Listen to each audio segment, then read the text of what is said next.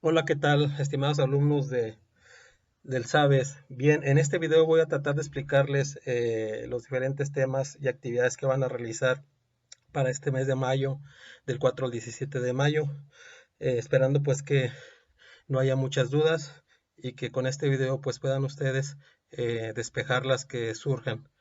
Ok, entonces comenzamos. Bien, el tema que vamos a ver en estas 2 semanas trata sobre los enlaces químicos.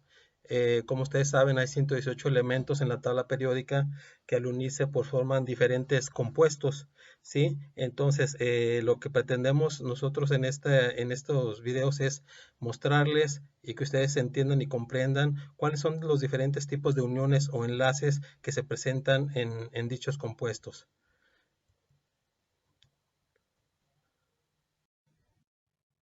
Bien, como primera actividad, les voy a pedir que copien tal cual este diagrama, pero pues que traten de entenderlo, ¿verdad? O sea, la intención no es nada más de que copien y de que tengan la actividad, sino que traten de comprenderlo. Entonces, en esta actividad vamos a nosotros a entender lo que significa la regla del octeto. La regla del octeto dice que los elementos son más estables si tienen en su última capa 8 electrones. Los gases nobles, si ustedes recuerdan la tabla periódica, son los que están del lado, en la columna del lado derecho. Esos son los gases nobles y todos tienen la particularidad de que tienen 8 electrones y eso les confiere cierta estabilidad, a excepción del helio, que tiene solamente 2 electrones. Si nosotros hacemos las configuraciones electrónicas de los gases nobles, aquí vamos a poner, por ejemplo, el del helio, el del neón, el del argón y el del criptón.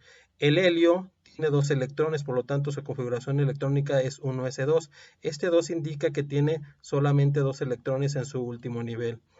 En el caso del neón, si nosotros lo checamos aquí en la tabla periódica, es este que está aquí abajo. El neón cuenta con 10 electrones, puesto que tiene número atómico 10.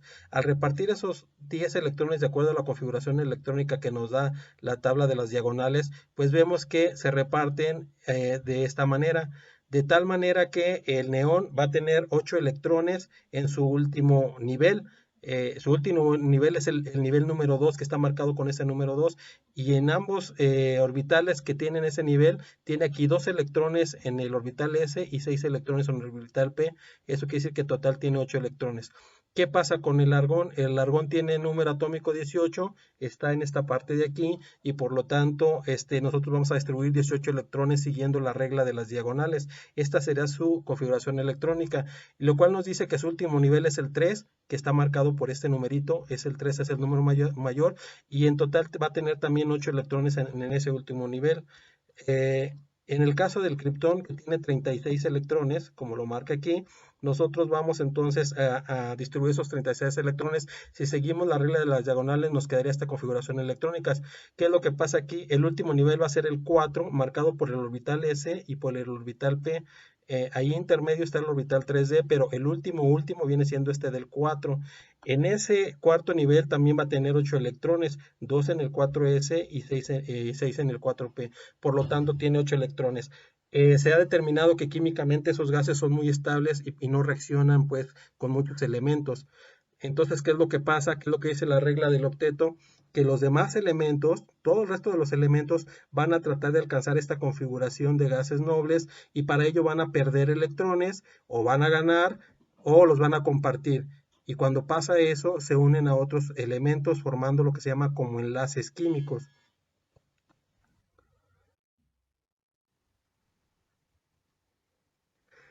Muy bien. Para entender bien cómo se forman los compuestos, tenemos que determinar también qué son los iones. Les voy a pedir que la siguiente actividad la hagan copiando también esta tabla. Lo único que tienen que hacer es copiarla, pero con la intención de que la entiendan también. Entonces vamos a ver, un compuesto siempre va a tener dos partes, una positiva y una negativa. Es como si fuera un imán. Entonces, cuando los átomos han perdido o ganado electrones, se les llama iones. Entonces, los iones son átomos de elementos que han perdido o ganado electrones y por ello ya no son eléctricamente neutros. Se van a dividir en dos tipos. Los que son cationes van a ser átomos de algún elemento que pierden electrones y al perder electrones, es decir, al perder cargas negativas, pues van a quedar ellos con un exceso de cargas positivas. Por ejemplo, el litio, el átomo de litio, aquí representado por esta figura, tiene 3 electrones porque tiene el número atómico 3. Entonces va a tener 3 protones, 4 neutrones y 3 electrones. Pero químicamente por ahí puede perder un electrón. Este electrón que está señalado ahí puede perderse de alguna manera, y entonces se va a producir lo que se llama como catión de litio. Va a quedar con carga +1 porque nosotros vemos los protones van a seguir siendo los mismos, 3 protones, pero al perder un electrón ahora ya nada más va a tener 2, por lo tanto va a tener una carga positiva de más. Eso le confiere una carga de +1 al litio. A pesar de que perdió un electrón, su carga es positiva, porque las cargas se refieren a la cantidad de cargas eléctricas que tiene en su interior. Al quedar con 3 protones y 2 electrones, pues tiene una carga positiva en exceso, por eso su carga es de +1. Bien, en el caso del litio perdió un electrón, pero hay átomos que ganan electrones, como es el caso del cloro. Cuando ganan electrones ganan cargas negativas, y al tener cargas negativas más grandes, pues entonces van a quedar también con carga negativa. Entonces los aniones van a ser negativos. Por ejemplo, aquí tenemos un átomo de cloro neutro. Vamos a suponer que el electrón que perdió aquí el litio le va a llegar de alguna manera al átomo de cloro, es decir, se va a insertar aquí en esta parte. ¿Qué va a pasar? Que al ganar un electrón, entonces este se va a convertir en un anión con carga negativa de -1. Y es así como se forman los iones en la naturaleza. ¿Qué es lo que va a ocurrir? Cuando un ion negativo con un ion positivo se encuentran, se van a unir porque van a sentir como una unión eléctrica entre ellos, y entonces se van a pegar como si fueran dos imanes de cargas diferentes. Y así se forman estos químicos. Bien, aquí en la siguiente diapositiva bueno, estamos explicando de paso por paso cómo se forman, en este caso, el catión, ¿sí? Aquí vemos que el cloro perdió un electrón, y entonces al perder un electrón, pues ya se desbalancea y ahora va a tener 2 electrones y 3 protones. ¿Cómo quedaría entonces su carga neta? Su carga neta ahora sería 3 protones y 2 electrones, nos quedará una carga neta de +1. Por eso entonces decimos que el catión es positivo dependiendo de la cantidad de electrones que pierda. Proporciona los electrones o protones que tenga. Ok, bien. ¿Qué vamos a hacer ahora? Como siguiente actividad, van a hacer la actividad AC4, van a completar esta tabla que está aquí. Aquí tenemos una columna con algunos iones, está H-1, H+1, Mg+2. Esta potencia que está aquí no es una potencia, en química nos indica las cargas que ha ganado o perdido. Por ejemplo, aquí dice -1, aquí dice +1, +2, aquí quiere decir que hay dos cargas ahí, dos cargas que pudo haber ganado o perdido. Eso lo van a determinar ustedes en base a lo que acabamos de ver.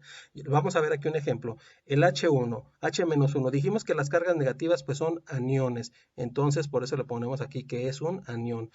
¿Por qué va a ser un anión? Porque ganó un electrón. Ojo, no se confundan. Aquí, a pesar de que tiene carga negativa, no quiere decir que haya perdido algo, ¿sí? Acuérdense que ese menos es de un electrón. Esto quiere decir que tiene un electrón de más. Por eso dice aquí que ganó un electrón. Ahora vamos con el magnesio +2.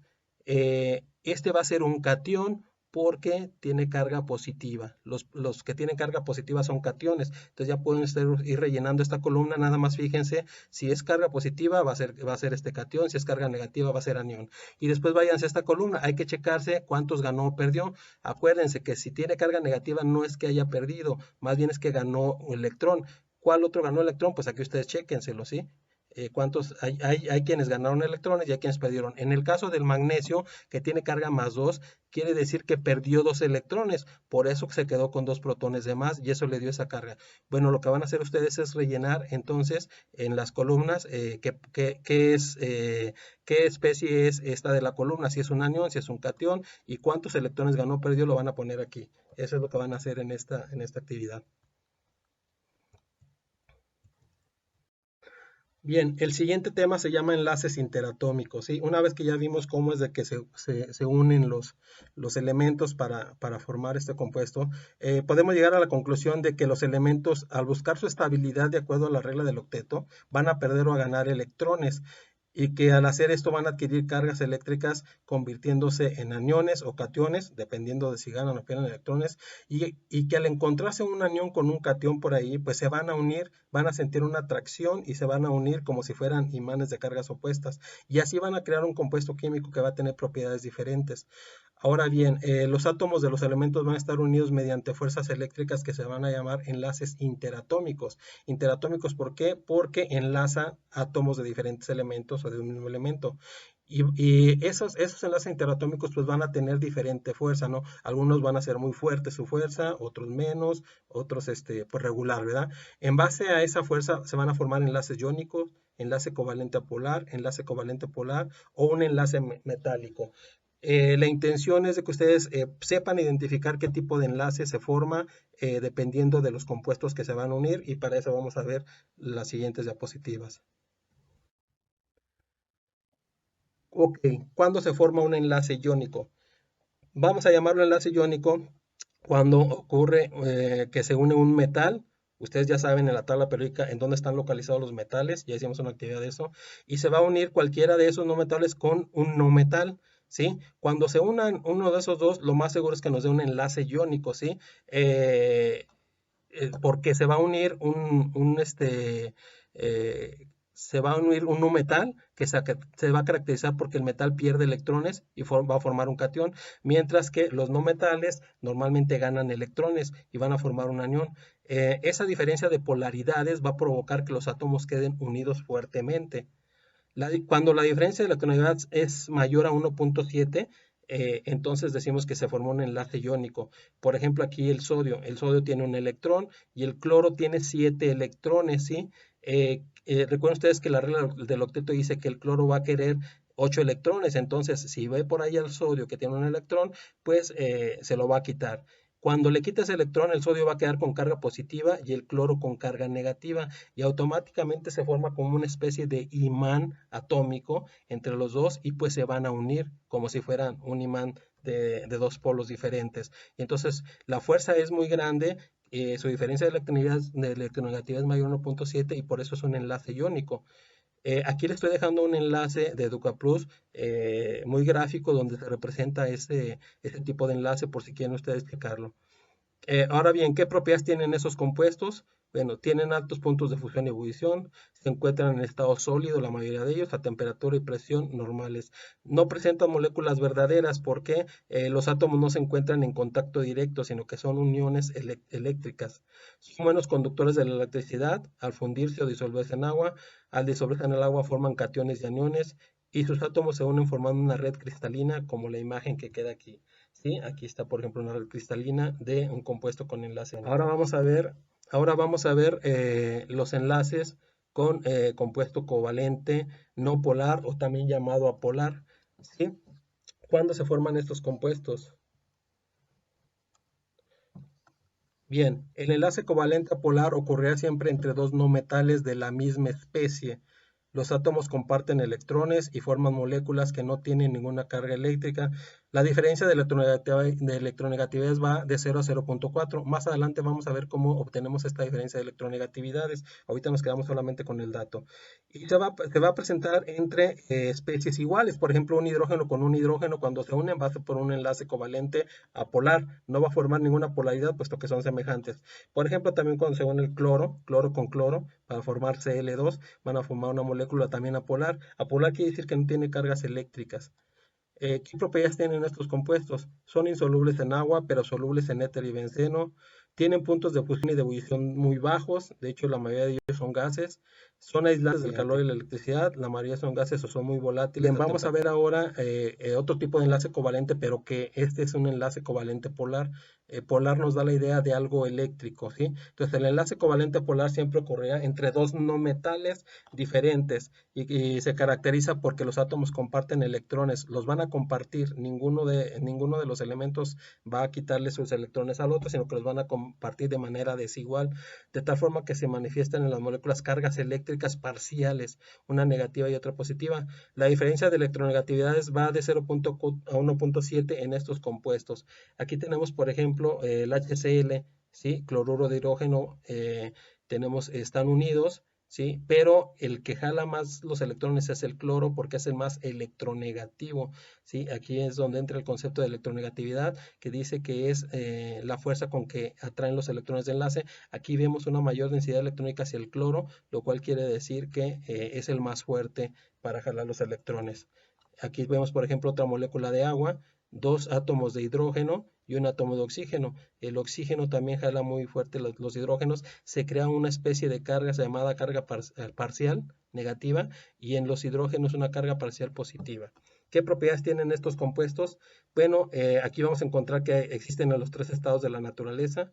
Son muy activos químicamente debido a esa diferencia de cargas. Son solubles en solventes polares como el agua y el alcohol. Algunos son conductores de electricidad en soluciones acuosas y tienen punto de ebullición y de fusión relativamente bajo. Vamos a ver ahora el enlace metálico. El enlace metálico es sencillo de identificar porque solo ocurre entre metales. Puede ser oro con plata, oro con cobre, zinc con hierro. Son solo metales, entonces se le llama enlace metálico. En este enlace los electrones de valencia de todos los átomos metálicos se liberan formando lo que se llama un mar de electrones. Es decir, los electrones de su última capa como que son liberados cuando se unen estos átomos y es por ello que son muy buenos conductores de la electricidad. Aquí vemos, por ejemplo, la representación de un enlace metálico. Vemos estos puntitos representan a los electrones que pues están como que nadando libremente ahí entre las cargas positivas. Así se representa un enlace metálico. Por ejemplo, aquí el cobre, tenemos dos átomos de cobre, pero sus electrones de su última capa pues andan como que libres ahí fluyendo entre ellos. Por eso se dice que están entre un mar de electrones. ¿Qué propiedades tienen los compuestos metálicos? Pues tienen brillo, reflejan la luz, tienen alta conductividad eléctrica y térmica, son dúctiles y maleables, que quiere decir que se pueden moldear, tienen altos puntos de fusión y de ebullición y tienen fuerzas tendencias a oxidarse. ¿Sí? Bien, la última actividad que os voy a pedir que hagan es, en base a lo que acabamos de ver, van a llenar esta tabla. En esta tabla ustedes van a acomodar estos recuadros que están aquí alrededor de la tabla. La van a hacer en su libreta, ya saben la mecánica, le toman foto y me la envían. Por ejemplo, aquí donde dice enlace iónico, ocurre entre, ustedes van a escoger de aquí dentro de los recuadros entre qué elementos ocurre. Aquí vemos que dice no metales de la misma especie, ocurre entre un metal y un no metal, ocurre entre solo metales o no metales diferentes. En base a eso ustedes van a escogerla y pues la van a colocar donde crean. Diferencia de electronegatividad. ¿Qué diferencia de electronegatividad tiene un enlace iónico? Mayor a 1.7, mayor o igual a 0, mayor a 0.4 y menor a 1.7, o entre 0 y 0.4. ¿Cómo se representa? ¿Qué dibujo representa este tipo de enlace? Esto lo pueden consultar a este libro. Es esta imagen donde se ven a los átomos separados y uno con carga positiva y otro con carga negativa, o es esta imagen donde se ve que ni siquiera se distinguen los elementos, o es esta imagen donde se forman cargas parciales. Van a acomodar el recuadro aquí. De la misma manera lo van a hacer con todos los demás recuadros, de tal manera que ustedes tienen que dar todos estos recuadros en esta parte. Bien, estas son las actividades que van a hacer. Entonces, si ven, sería la AC12, AC13, AC14 y AC15. Y esto los van a enviar como evidencia número 5. Ahí la van a subir. En otro video les explicaré entonces cómo vamos a hacer lo que van a subir en la evidencia número 6. Espero que haya quedado claro esta actividad. Muchas gracias y les pondré otro video de cómo hacer la actividad la evidencia número 6. Muchísimas gracias. Bien, pues vamos a continuar ahora con las actividades que van a ingresar en la evidencia número 6 de la plataforma Sabes en Casa. Para ello vamos a requerir de esta tabla. Esta tabla nos presenta lo que son las electronegatividades de los diferentes elementos. Ustedes recordarán que ya vimos que la electronegatividad pues es una propiedad de los elementos que nos dice con qué fuerza atraen los electrones de enlace. Y habíamos visto que su variación aumentaba hacia la derecha y hacia arriba. Aquí hay unos valores de electronegatividad que describe Pauling. Y podemos ver, por ejemplo, que aquí que el flúor tiene 4.0 de valor de electronegatividad, es el más alto de todos, mientras que el francio que está en la esquina opuesta tiene 0.7 y es de los menos electronegativos. Bien, esto nos va a servir para hacer la siguiente actividad. Bien, nosotros podemos entonces determinar el tipo de enlace que forman dos elementos al combinarse por su valor de electronegatividad. Nosotros si fijamos en la tabla anterior que les acabo de explicar el valor de electronegatividad de los elementos que forman un compuesto, podemos determinar si forman un enlace iónico, covalente apolar, covalente o covalente polar. Por ejemplo, van a formar un enlace iónico si la diferencia de sus electronegatividades es mayor a 1.7. Formarán un enlace covalente apolar si la diferencia de electronegatividades de sus elementos está entre 0 y 0.4 y van a formar un enlace covalente polar cuando la diferencia de electronegatividades está entre 0.4 y 1.7. Lo vamos a ver más claro con un ejemplo.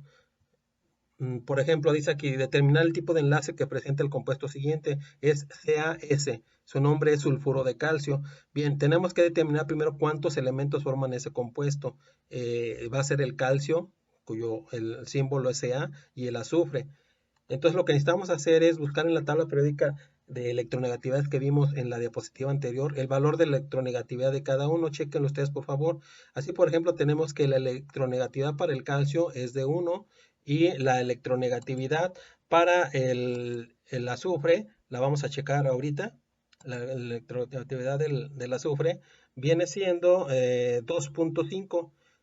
Al sacar la diferencia de electronegatividades, lo que quiere decir es que tenemos que hacer la resta. Si nosotros restamos el mayor, que es 2.5, del menor, que es 1, nos va a una diferencia de 1.5. Este es el valor que necesitamos buscar y ver dentro de qué rango cae de estos tres. Si es mayor a 1.7, formará un enlace iónico. Si está entre 0 y 0.4, formará un enlace covalente apolar, pero si está entre 0.4 y 1.7 va a formar un enlace covalente polar. Como nosotros vemos aquí, su valor es de 1.5, por lo tanto cae dentro del rango de los enlaces covalente polares. Entonces, así es como nosotros podemos determinar en base a los elementos el compuesto que se forma, qué tipo de enlace va a tener. Bien, entonces, como actividad van a hacer la AC16, van ustedes a determinar estos compuestos que están aquí, qué tipo de enlace van a formar, si es un enlace iónico, si es un covalente apolar, si es un covalente polar, pero utilizando las electronegatividades. Hay otra manera de hacerlo, pero el caso es de que ustedes tienen que usar las electronegatividades que vimos en la tabla, tienen que sacar la electronegatividad de cada elemento, hacer la resta y entonces en base a su valor determinar si se trata de un compuesto con enlace iónico, covalente apolar o covalente polar. Ojo, aquí aunque el flúor tiene 3 flúors, no van a multiplicar 3 por la electronegatividad, nada más sacan la electronegatividad del flúor, la electronegatividad del nitrógeno, hagan la resta y en base a eso indiquen si va a ser un enlace covalente polar o iónico. Van a hacer lo mismo para estos incisos A, B, C, D, E, F, G. Van a ponerme aquí, me van a llenar aquí, van a hacer la resta de electronegatividades, lo van a poner sus valores aquí, la resta, y al final me van a poner qué tipo de enlace forman. No nada más me vayan a poner enlace iónico, covalente, covalente polar. No, tienen que ponerme la resta que hicieron, por favor. Por último, vamos a ver que también hay enlaces intermoleculares, ¿sí? Ustedes conocen, por ejemplo, hay imanes de los cuadraditos o alargaditos. La pregunta aquí es, ¿qué pasaría si metemos varios imanes a una caja y la agitamos? Bueno, pues seguramente que al destaparla vamos a encontrar una maraña de imanes unidos al azar, ¿sí? Lo mismo pasa con las moléculas, ¿sí? Recuerden ustedes que los elementos forman moléculas, pero son muchas moléculas. Por ejemplo, en un vaso de agua hay muchas moléculas, ¿sí? Esas moléculas están unidas como si fueran imanes, ¿sí? Entonces, cuando las moléculas se unen, ya estamos hablando de enlaces intermoleculares, porque unen moléculas. En el tema anterior vimos enlaces interatómicos porque unían átomos para formar moléculas, pero ahora vamos a ver que las moléculas también se unen para formar compuestos que podamos ver, por ejemplo, el agua. El agua no lo pudiéramos ver si no estuvieran unidas las moléculas y se unen por medio de enlaces intermoleculares. A estos enlaces intermoleculares se les llama fuerzas de cohesión o fuerzas de Van der Waals. Y lo que van a hacer Lo que van a hacer en esta actividad es simplemente copiar esta tablita, pasarla a su libreta. Hay que entenderla muy bien, estudiarla muy bien y subir ambas actividades que acabamos de ver ahorita en esta última parte del video. Hay que subirlas como la evidencia número 6. Y esas serían las actividades que tendrían que hacer para estas 2 semanas del 4 al 17 de mayo. Esperemos que no haya muchas dudas. Si tienen alguna duda, mándenme un correito por ahí explicándome en qué consiste su duda, por favor. Pues muchas gracias y me despido de ustedes. Hasta luego, que estén muy bien.